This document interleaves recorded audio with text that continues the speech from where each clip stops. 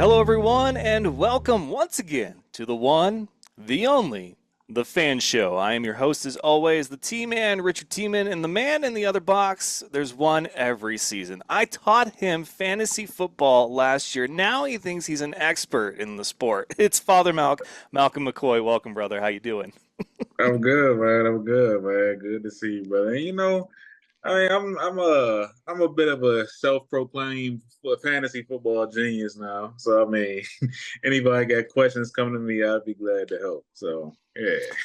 Oh, there it is. The ego already. 1 year's experience under his belt. He's like, I got this. I got this in the bag. uh, Oh, man.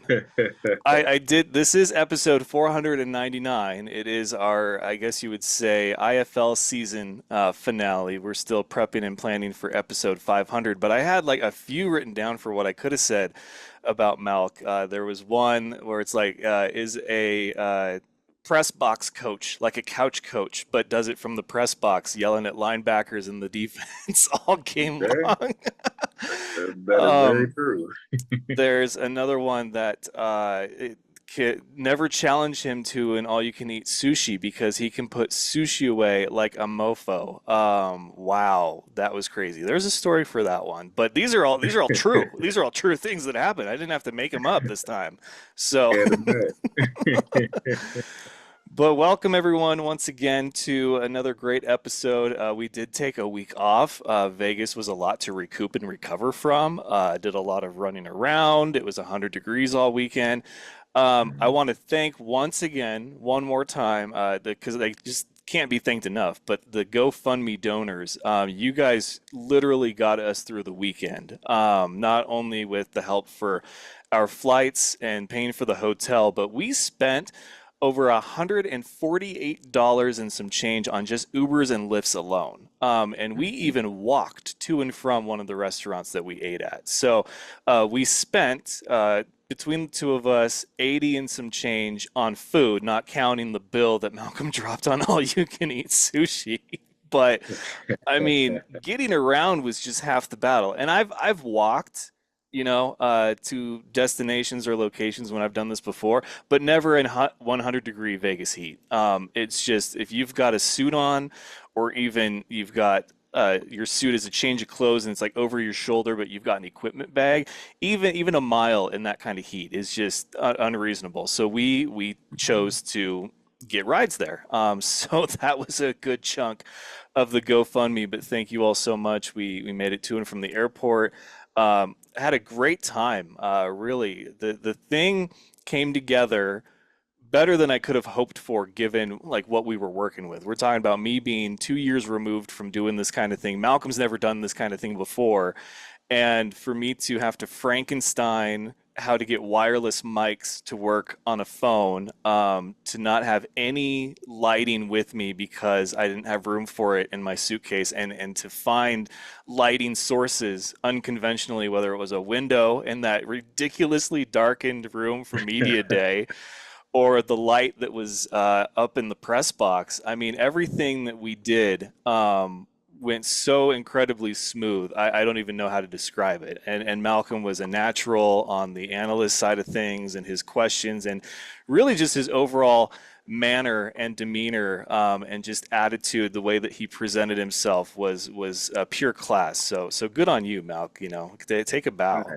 Hey, I appreciate it, man, for sure. I was kind of nervous to see how I would go about it myself, but I mean, you made it easy for me, man. So I gotta give you a lot of the credit. So yeah, I just was kind of trying to follow in your lead, and you didn't make it too difficult for me. So man, yeah, thank you for that.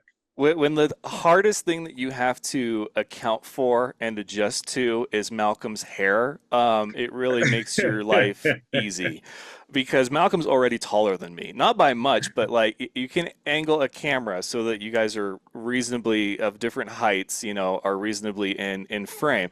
He would put his Yeah. hair up, the dreads on top, and that added like an extra 8 to 10 inches. And it's like, dude, like at a certain point, I'm just gonna cut it off, in the frame. But that was literally the one thing that we had to accommodate for. That was the most difficult. But no, the question that he asked, media day, bravely got up in front of those that may love us or hate us.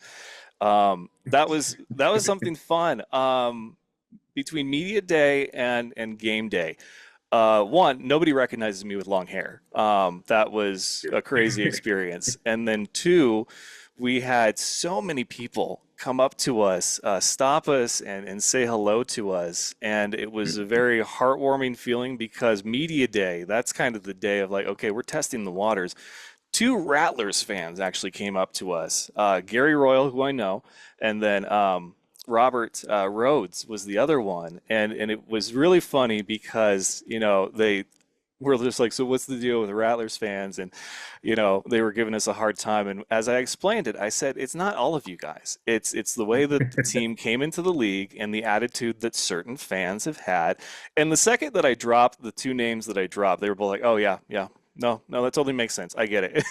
It's just like, wow, I was not expecting that. It's definitely funny to see that for sure, man. I mean, coming from the Rattlers fans, knowing how much you love the Rattlers, Rick, it's always fun interacting with fans, man. That was a great time for sure. But yeah, the 2 days we saw so many friendly faces. We got stopped on the concourse. Like, look, we weren't the only media there, but we were the only independent media there to the capacity that we were. I mean, so media day, we saw a rep, I forget his name, from Sports Coast to Coast, which is owned and operated by the girl I've referred to affectionately as Angie the Expert. We've spoken about her on here. She'll hop in the chat and she's the expert on everything. Mm-hmm. I've never come across her at any game or event. She always, like, I guess, sends some rep.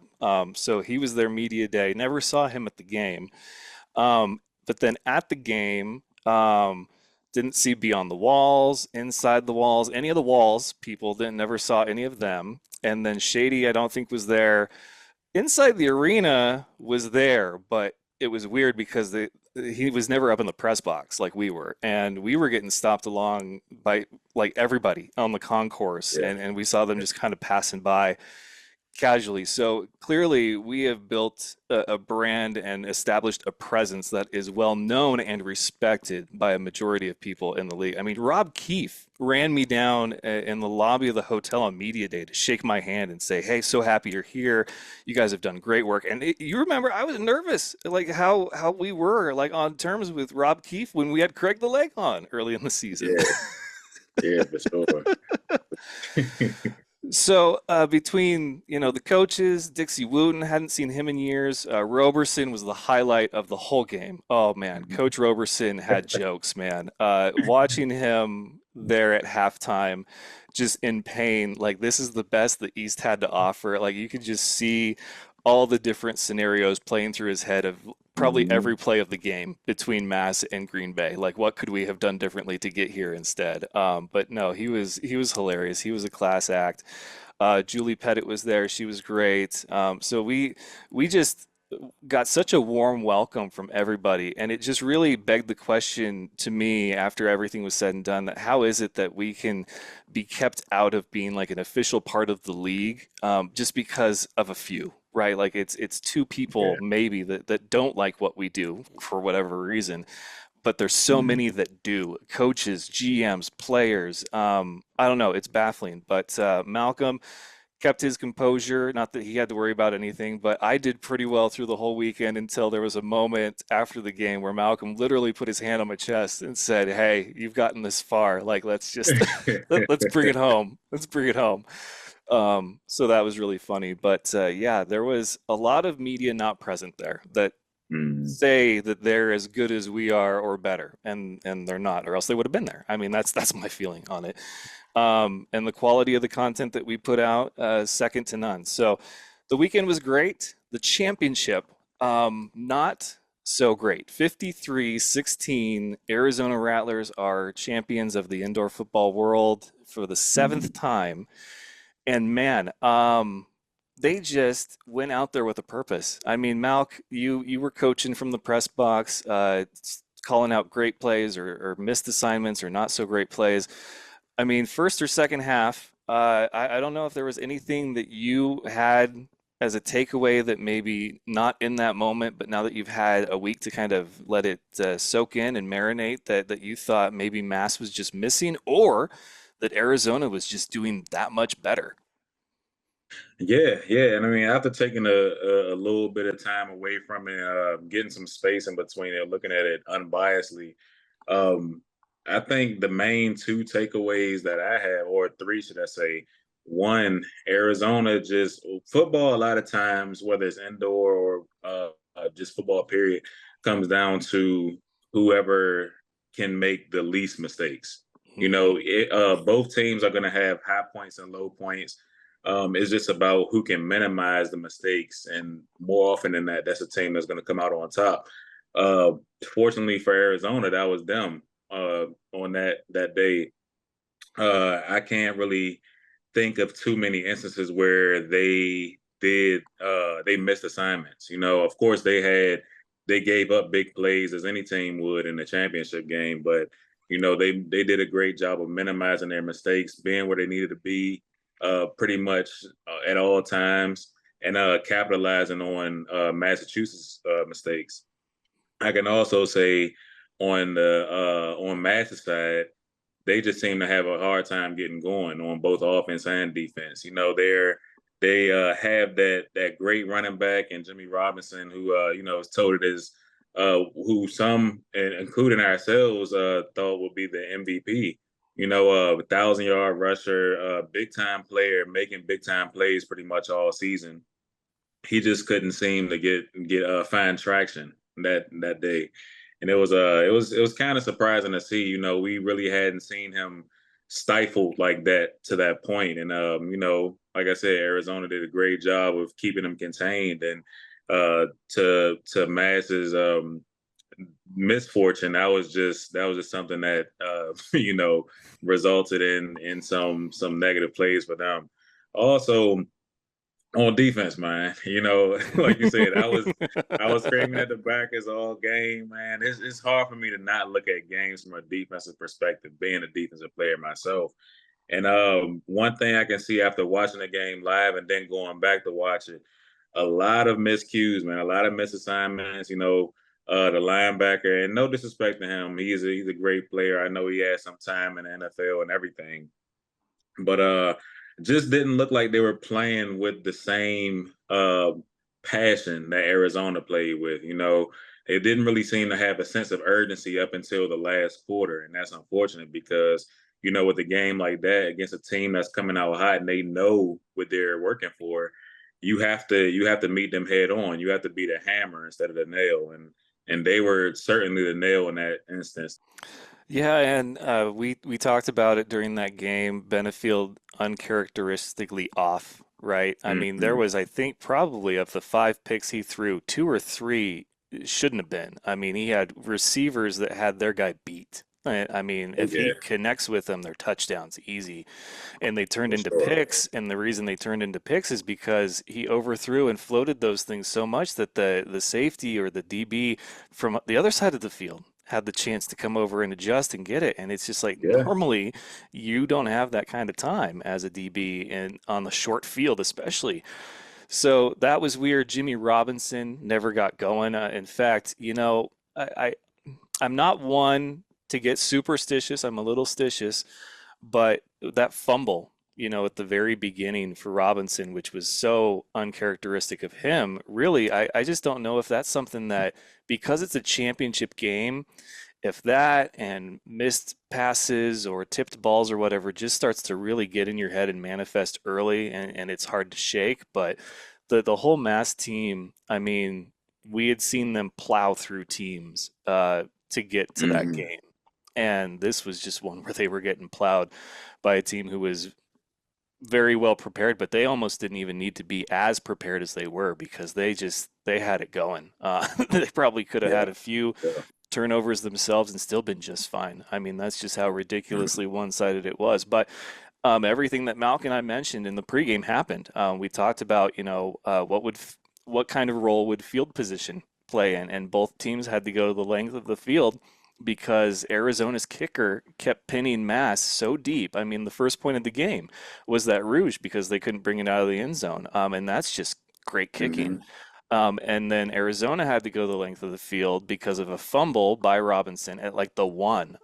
So it was just taking opportunities and making the most of them and finishing off drives. And Mass just wasn't able to do that in the first half of the game, which really hurt them. And then there was the turnover, which we mentioned. Like how perfect can these two teams be against each other? Will it come down to who makes the only mistake of the game or who makes the most? And then those Hmm. special teams points. Early, it kind of seemed like that could be a factor, the Rouge. But then obviously you look at the final score and they're like, okay, that was 1 point of the 53 that they scored to their 16. But still, I Right. mean, what we talked about in the pregame, we had that game pretty well pegged as far as things to look for. And then the second half was just kind of you were sitting back being like, all right, is Matt's going to do something? So you want championship games to be closer. Obviously, there's going to be ones like this. I've seen a few Super Bowls like this, but still can't take anything away from either team that got to the championship when there's 14 other teams that didn't. So good on Right. them. Mass I think has got something that they can work with. I'm curious to see just what changes happen. There was the joke going around that Rod Miller was going to be the first coach to go to a championship and get fired after the outcome. Haven't seen anything of Hmm. that. However, in IFL news, there are a few things. Congratulations to Dixie Wooten, one of our favorite coaches. He is the official head coach of Fisher's Freight, so he will be their first head coach in franchise history. I mean, they are already making smart moves in Indiana. I mean, that is a really good get for them as far as head coach. I was wondering how long he would be a coordinator because I just believe that once you're a head coach and you win it all, like you've got the stuff, you know. Hmm. Um, but Keith and Dixie made it work. On that note, Keith is returning as the head coach for Bay Area, but I'm sure that they're happy to have Dixie in the other conference, as are so many West Conference teams. Happy to get Dixie out Hmm. of there and be somebody else's problem. The Dakota Bucks got brought up on media day, and they seem to be the big question mark going into the offseason. And this was something when they played that indoor invitational or something in Fargo that I thought it was a done deal, and that was just a formality. But apparently not. And then we did hear that Fishers would announce their head coach. They did, but also that the AFL apparently wanted to just outright join the IFL, and there were several that said, "Nope, not going to happen. We want to vet you one at a time, because apparently, Hmm. if it's a merger, then everybody comes across as a package deal. But if you say no and you vet them, you have a chance to go over their finances and all that one by one, and that's smart by the IFL. I mean, Very, it's very. very, very smart. So that was one of the rumors that we heard. Another one is that the league has a 18 team deal with Adidas for uniforms next year. 17 of those spots are claimed, with the addition of Fishers being what looks like more and more official by the day. But if Dakota is your big question Hmm. mark, you kind of wonder, okay, if we needed a filler last minute, like who do you call? I would think Billings maybe would be a phone call that you make. Geographically, they're the better fit. I know that Albany would help out Mass and Jax a little, but still, like you've got to bring, I think, 2 to 3 teams over on the East Coast for it to make sense. I don't think you can add them one by one, Hmm. but that's just me.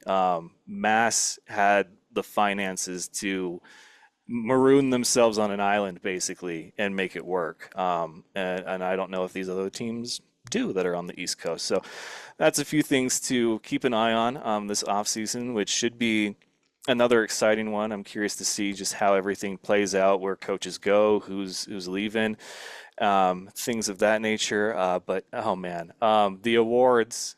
Those were fun. Malc and I got like one right. It was Sam Castronova as Offensive Player of the Year. Somehow San Hmm. Diego did not get Broadcast of the Year. Naz did. And I posted on the Fan Show's Facebook page my unhappiness with this result. And last night, so we're talking like over a week removed from that post, from that game, from the season ending, and there's a Rattlers fan trying to troll saying, well, it was a Rattlers announcer that was on commentary. So what do you mean they brought in the Strike Force team to do the broadcast. I'm like, okay, who's going to tell him? And I was like, I guess I have to. The broadcast team is not just limited to play-by-play and color commentator. And Malc was there when the conversation was had. The Strike Yep. Force's whole production crew, from the camera operators to the studio technicians to the producers, got brought in for this game. In fact, we were watching. I was hoping, that he was going to maybe get run over on a play. The guy with the hip cam that does the cool angle where he comes in behind the quarterback in the huddle. He was on the field the whole damn game, and I was like, this dude's going to get run Yeah. over, man. So it's just like I don't know why this guy continues to try to troll the page, but he does from time to time. Um, Hmm. but it's just like you got to read beyond the headline and do a little homework. But it's whatever. It's the off season and they're already starting. So it's just that's why today's fit is brought to you by 49ers season. We're officially there. Brock Purdy days away from kickoff. A hat that I had to have in Vegas because I was able to stay away from the damn Lego store, but I couldn't resist lids, and I needed a new cap for this. And then we're also drinking Ace pineapple beer because why not? It's episode 499, and we've done our duty for the season. So cheers, folks. I would have joined you and grabbed a Dos Equis if I knew, but yeah, but The mug that says not beer on it. right. I still got it around too. But yeah, man, I'm taking a shot with you in spirit for sure. Yeah, we got through it, man. We there were some challenges and hiccups. Obviously, that was going to be the case. Coming back after 2 years removed, Malcolm never doing this, didn't even know what he was doing until I think 5 episodes in, and Yeah. then we just kind of rolled with it. But like I said, the weekend was great. I had a great time in Vegas. I felt so bad for Malk because it's like we're in Vegas, but we didn't get a chance to like see Vegas. So I cut him loose, once I left for my flight, and we did get to see some of the strip. White Castle was terrible. Like could have lived the rest of my life without ever having White Castle. Um, Right.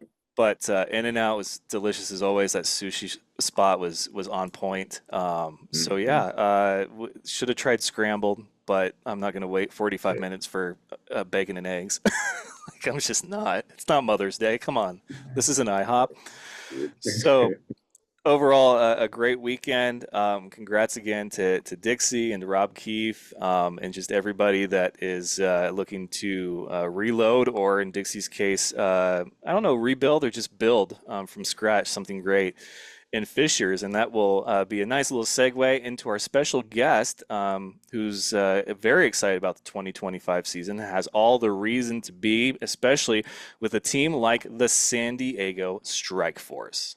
That's right, folks. Fresh off a great season, to say the very least. Unfortunately, it did not end with a trip to the championship, but goals for next year. Am I right? We've got the head coach of the San Diego Strike Force, Taylor Genuser. And Coach, how you doing, man? I'm doing well. How are you guys doing today? We're doing well now that we've had a week to recoup and recover. Vegas Mhm. takes it out of you, man. I mean, I'm sure you probably know that all too well, being a coach in the league and just that whole weekend. But, the obvious question for you coming off that weekend is what did you think of the championship? Because there's a lot of opinions. I know there were some teams in the East, and not that you guys were in the East, that were just like, is this the best the East really had to offer? Everybody could have done better, right, in that situation. I think it was one of those things where like Arizona just got hot. Like they went on a streak and got hot late. Similar to baseball, when you're hitting at the end of the season, you're probably going to go win it all. And when your pitching's doing well, you're probably going to go win it all, regardless of what your record says earlier in the year. And that's kind of how Arizona was all year. They went through some things early in the year injury wise and dropping certain games that I know they didn't want to drop, but they were able to find a way to get hot and go on that run. And then the East, obviously, I felt like Mass lost some games that they shouldn't have lost, and they were able to go on a run and do what they did and have to win some games on the road. But it just came down to it. Arizona just seemed like they were more in sync than Mass, and they were ready to go. They were fired up, ready to play. And you know what? It kind of played out how I expected it to. Not to take anything away from Mass, it's just seeing Arizona 3 times and being in the West and seeing them every week because I'm game planning against teams that they play. I just had a feeling that Arizona was going to be the team that would win.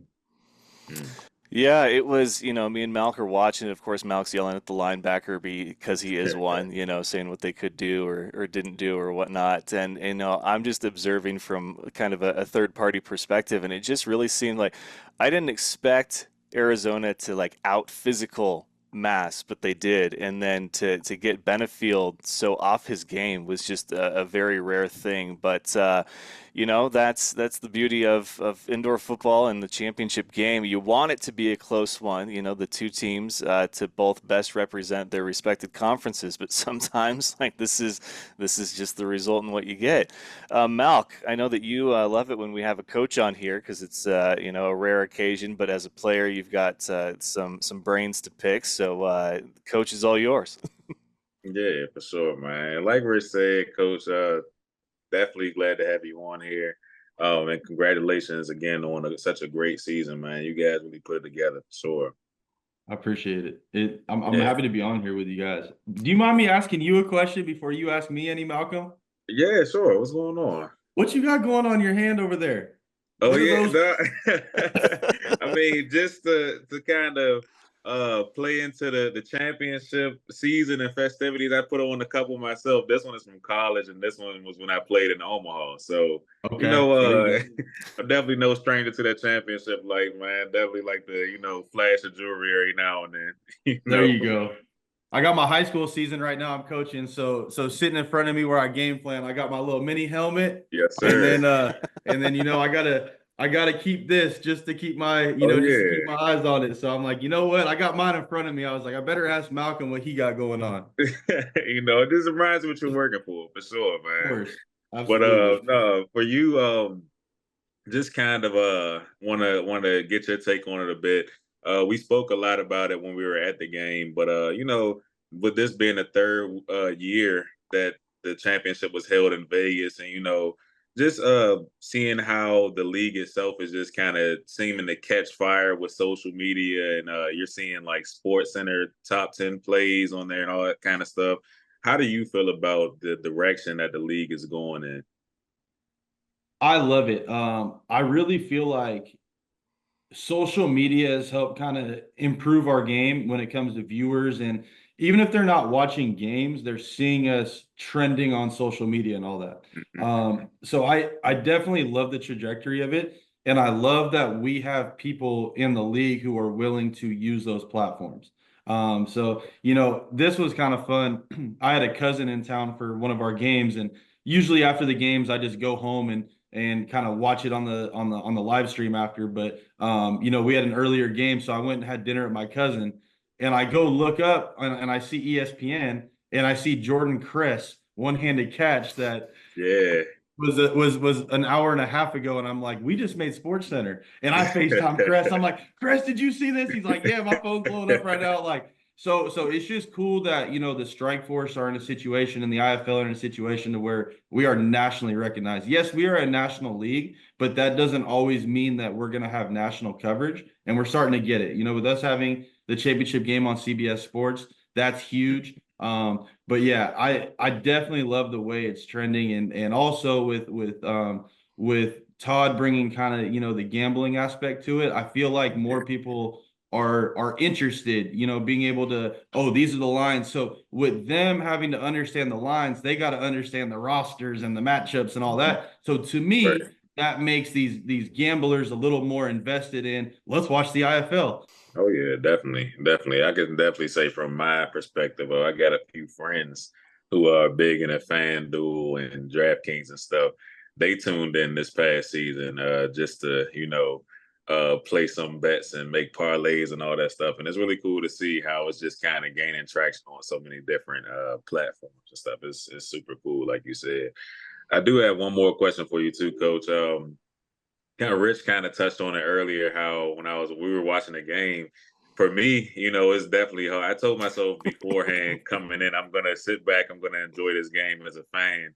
But I mean, once the pads start clicking and clacking and stuff, it's hard to just kind of sit back and not review it from a player standpoint. I want to know how it was for you. Like, were you able to kind of were you able to sit back and enjoy it as a spectator, or did you find yourself in coach mode and trying to, pseudo coach the players as the game was going on? For me, it was different than I've experienced because we were one game away. Yeah. So it's hard for me to just get over that in that short of a period. So like my biggest thing was I was acknowledging that if we would have prepared better, we would have played better. This could have been Mhm. us. And I'm not living in a shoulda, woulda, coulda, but my biggest thing is since we were right there, it's just let's reflect on what we could have done differently. Not, Yeah. oh, we should be in this game. We're better than them. No, it had nothing to do with that. It's what could we have done and what can we do to move forward. So to say it was a emotional, I'm not going to say that. It was a wake up call that, we were right there. And our goal is to win one more game than we won this year and get to that point. But when the game started, I was able to kind of settle in, have a little fun, be a fan. Of course, there was one play that I'm screaming, challenge it, challenge it, challenge it. I won't get into what came out then. And it's funny because I'm in one of the suites with some of the owners and coaches, and of course, Tom, the head of officials, like, dang it, Tom, we need to challenge this. Just going crazy. And we're talking rules and all that kind of stuff. So I ended up having a little more fun once the game got rolling a little bit. Yeah, for sure, man. That's really cool. That's all I got for you, Coach, man. I appreciate you, man. Rich, what you think? Well, I was gonna let him know that Malc and I actually have matching rings from that Omaha season. Mine's in my suitcase still. I haven't unpacked Yeah. everything just yet. But anyway, you talked about the direction that the league is going in. I do like I'm not like a huge gambler myself, but I do like that kind of being pushed more because it means that the league is going to have to address certain like leaks, I guess, or holes in its current format and league. And what I mean is that when I watch a game and I tune in, I'm watching, I'm like, oh, I'm excited to see this player play, but then they're not suited up, and I didn't even know. And you're missing, well, the transaction page wasn't working functional for a long time, but also you're missing like those sideline reporters that have like the updates before kickoff, like this person's suited up, or the NFL has like the fantasies start them and sit them because this guy's playing or this guy's not. And I feel like once the IFL has a grasp on those finer details, it'll really be something. But those are just a few things that I'm glad that that that's the direction and potential that the league has, and as long as they kind of address those little things, I think it could really be something. But for you guys in San Diego, you're now the only professional football team in the area. You guys have a great logo. Your broadcast is second to none. I don't care what the awards say. You guys are like watching a professional grade NFL broadcast on prime time. And you have stars like Nate Davis, Arthur Jackson III. I mean, for you as a coach, that's a pretty good setup. So, one, how have you liked being the head coach of the Strike Force, and what can fans kind of get excited for come 2025? Obviously, I have a lot of love for the IFL because I was able to play in the IFL, and when I put that Barnstormer logo on specifically in the IFL, I took complete pride in that brand. And the IFL was a league that I saw players get a lot of opportunities to move up from. And a player like myself, where I got hurt in college and I just still wanted to play pro ball, the IFL was a platform for me to play professional football. So I've always had a lot of love for the IFL. And when I got the chance to come out here to San Diego, my biggest thing is what can I do to make this city proud, and what can I do to make the IFL proud? And that's the biggest thing here is kind of trying to build a culture within our city. Who, they had an AF2 team way back in the day, the Riptide, but they haven't had indoor or arena football for a long, long time. So this is brand new to a lot of people in this city. So we're just trying to bring awareness that we have a fun product that's not in the NFL season going on. And we actually have a pretty decent team now too. So come check us out. So high school football is huge here. It's massive. I love coaching high school football. And I really feel like we've gotten a lot of those fans that are invested in high school football and youth football here turning into Strike Force fans. And it's been fun seeing us grow, obviously on the field, but off the field too, and seeing um, consistent fans, season ticket holders. We're coaching games and we're seeing fans that we saw the week before in the same seats because they're coming back and all that kind of stuff. So I love being a representative of football in San Diego. So I take complete pride in it. I'm not from here, but to me, this is home, and I absolutely love this place.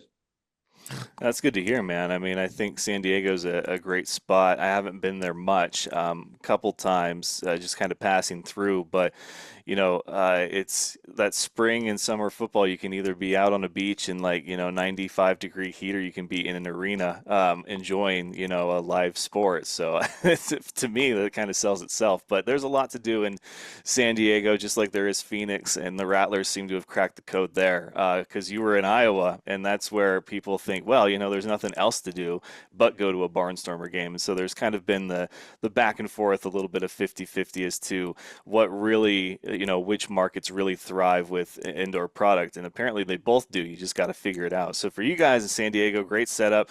Last question for you. And now that it's the off season, obviously it's a time to kind of relax. You have another job to get to bridge the gap, but we are starting to see player signings, things like that, players coming back. So for you, coming off the season that you guys just had, is your number one priority to get Nate Davis back, or is it to look at, okay, so what were our weak spots? Like, how did we lose the games that we were in close, and how can I fix those? And just kind of hope that Nate is the kind of guy that wants to be part of a team that has a chance to be very successful in the future, like you guys obviously look to be.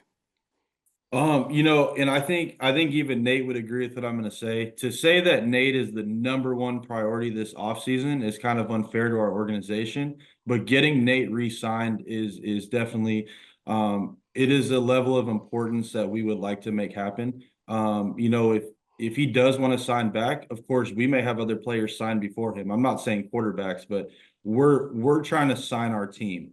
And if Nate wants to run it back with us, we got a joke. We got to run it up and then run it back. When Nate sees this, he's gonna know what we're talking about. That's kind of sentimental to us in this locker room, and that may get exposed after this interview. So I hope it does. But I'm hoping Nate wants to run it back with us, and that we can get one game further than we were this year, and hopefully win that one. Yeah, San Diego was very excited to see your guys' success. I know your guys' photographer, David, really well. He loves your guys' product down there. Nate Davis, I love watching him play. He was a former Niner, so naturally that's close to me and my fandom. But yeah, a lot of exciting things for San Diego and a lot of other teams around the league. Vegas had a great season, so I think we saw a rematch for the first time in a long time this year. But now I think there could be a lot of doors starting to open for the league as a whole, and you're going to be a part of that, and so will your strike force. But Coach, we're very excited for next year. If you need a linebacker, if you need any help there, Malc is on the mend. He's currently training. I think he's pulling little trailers, little wagons of little kids, not quite sleds yet, but little tricycles or something on his lawn, however they do it to get yourself gradually worked up. But that's where he comes in as far as getting ready for the next opportunity. But thank you so much for taking the time to meet with us. It was great to talk to you at the game. You're a real character. We love that about coaches in any league, especially the IFL. But it's been great to actually sit down and talk with you. Absolutely. I appreciate you guys. You guys do a great job. I must ask you, okay, are you a Bay Area Panther fan if you're a 49er fan? Is that your team? No, no. I don't really have an IFL dog in the fight except for like when I started, I was covering the Spokane Empire exclusively. And obviously Gotcha. Spokane, because that's where I'm from, doesn't have a team anymore. There was a lot of connection to some of the OGs. I got people in Iowa, Green Bay, because they welcomed me, when I first went out and did tours and stuff. So there's some connection there, but I just love a good quality product. I love a good team. Your guys' logo is awesome, so I mean, there's that. But you guys were really fun to watch. But yeah, being from the Pacific Northwest, 49ers are the only out-of-state team that I cheer for. There's a whole story to it, but that's for another episode. But yeah, don't worry, I'm not loyal to Bay Area or anybody in the league. There's teams I'm just not loyal to, as Malcolm knows. I just don't want to be on that list. That's all. No, That's all no, I care. it's all good. It's all But I good, appreciate you Coach. guys. Yeah, well, hey, good luck this offseason. There's already been some shakeups. Dixie is going to be head coach again, but at least he's out of your guys' conference, which I'm sure makes a lot of people in the West very happy. But you guys have a very bright future. Very excited to see what happens with the Strike Force in San Diego. So, one more time, he is the head coach of the very talented, very high potent San Diego Strike Force, Taylor Genuser. And we look forward to seeing what you guys do next year, man. Take care and enjoy your off season. I'd say your summer, but same thing. Thank you guys. I appreciate it. All right, and one more big thank you to Coach Taylor Genuser. We had to ask for the official pronunciation of that, but exciting stuff. I love that he's excited about the future of the league and everything. Like I said, if they just tighten up a few of those little things, I would love to see more sideline reporters with like pregame information, who's in, who's out, why, because it seems like sometimes players just disappear. They go to CFL tryouts, NFL camps, whatever, and nobody knows. And if you're going to gamble, that's stuff you need to know. Is the starting quarterback actually there at that game? So Right, right. For sure. That's a little important. Definitely a little important. So we don't have a game to pick. I think what we will do is still tossing around ideas for episode 500. But Danja and I's 10-year wedding anniversary is kickoff weekend. We got married on kickoff Sunday. Sunday, for those of you looking to get married or didn't know, Sundays are significantly cheaper than Fridays or Saturdays to get married. So why not just have people take Monday off instead of the Friday before? So we got married, kickoff Sunday, NFL themed wedding, from our cake to everybody wearing jerseys and stuff. It was a great time. So 10 years, this coming September 7th. And 49ers kick things off Monday Night Football. So I think we'll look at that week. What would be fun for me and Malc to do is an overreaction from week one, just because those are always fun to do week one, like our biggest overreactions. If the Chiefs lose, oh, the dynasty's over, stuff like that, which it never is, unfortunately. I know it's always too good to be true when they struggle out the gate. It's always. But I will ask Malc this, looking back at this and everything, I know obviously you were recovering from an injury, still are. You're going to start pulling power wheels or whatever you guys do when you're just getting into the groove of things. But you missed that aspect of the game. But what was your favorite thing, or like the biggest learning curve, or maybe that you had doing this with me for this season? Man, that's a great question, Rich. Just for clarity, my rehab consists of pulling razor scooters. So I think I'm coming along pretty well with that. I've worked my way up to two, so we're making some progress. No, but That was good. oh no. So I would say, first off, I mean, nobody plans to get injured. It's never anything that you look forward to, or kind of you know look at fondly. It's always a tragedy when you get injured. Flurry of emotions just go through your head. Uh, whether it's like rehab, or like, will I come back as good as I was? Where do I stand in the eyes of other teams? Things like that. I mean, it's tough. It really is. I want to just speak to anyone who has gone through an injury, or is currently going through any kind of injury or something like that. My biggest advice would be just to stay the course. You gotta trust the process. Keep those negative influences and thoughts away, because they will come. You just gotta kind of tune it out, and keep those positive influence close. Whether that be your fan base, your family, friends, and family that are keeping you up and in high spirits, because believe it or not, that will help you power through the process when it's getting a little bleak. But I'm not gonna say I'm happy it happened, but I am certainly happy that I kind of had a chance to step away from the sport a little bit. I mean, I've been, training almost nonstop ever since my rookie year in 2021. And being able to step away and kind of focus on other things like the podcast, it just gave me a chance to kind of explore other passions. I learned a lot about myself in this year's time, really. Found a lot of things that I didn't know that I'm passionate about and that I like and that I'm good at, but also had a chance to rediscover some things that I put away and put on the back burner for a long time. So, you know, I'm very fortunate for that aspect. And when it comes to sharing this experience with you and being invited onto the F.A.N show, I mean, I can't be grateful enough because, like I said to you through text, this is something that I didn't expect that I would, find passion in. But now I kind of see this as something that I more than likely can get into and actually dive into wholeheartedly once I finally decide to hang the cleats up. Yeah, man. Yeah, like I said, you were a natural at it. Just the way that you carry and compose yourself, sometimes that's very hard to find as somebody who's like as grounded.